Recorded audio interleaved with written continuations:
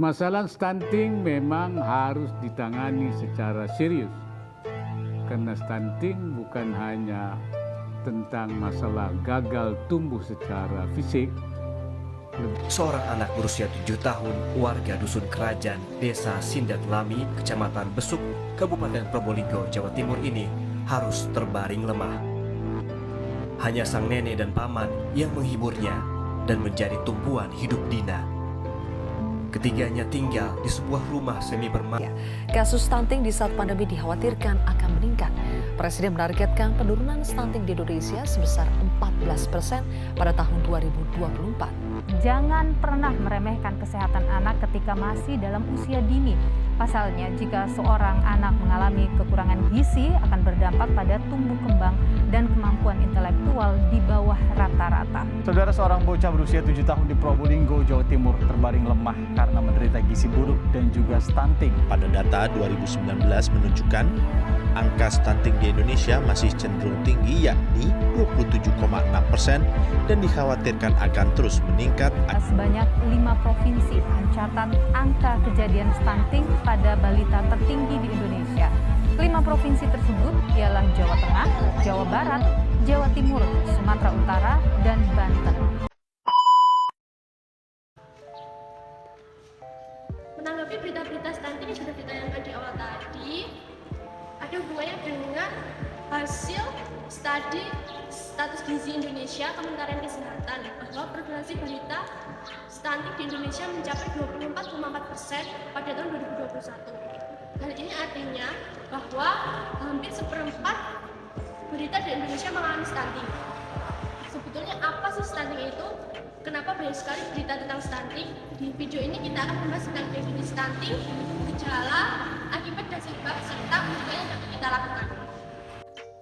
Stunting merupakan kondisi gagal tumbuh pada balita atau bayi yang usianya kurang dari 5 tahun.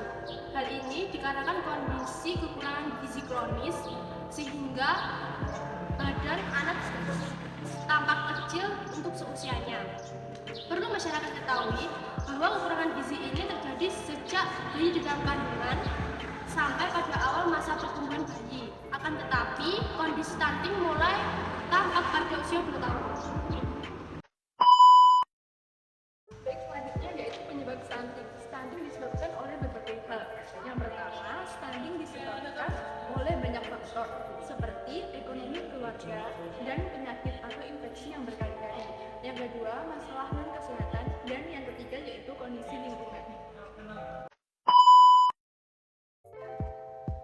Akibatnya tidak hanya terganggu proses pertumbuhan fisiknya saja, melainkan juga terganggu proses pertumbuhan otaknya, yang tentunya sangat mempengaruhi kemampuan dan prestasinya di sekolah.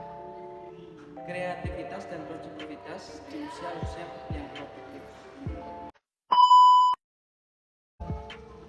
Berikut ada gejala stunting, yaitu yang pertama, tubuh anak lebih pendek dibandingkan standar tinggi anak seusianya.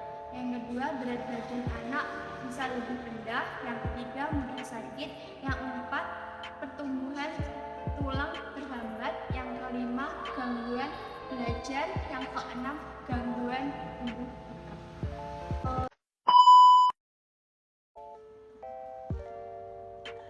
Selanjutnya adalah pencegahan stunting. Pencegahan stunting dapat dilakukan dengan yaitu pemberian nutrisi pada pemberi pertama. Yang kedua yaitu pola hidup sehat.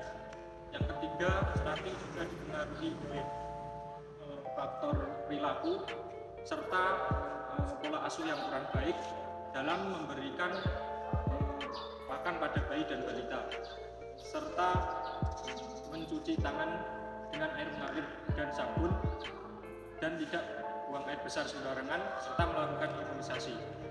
Mungkin cukup sekian.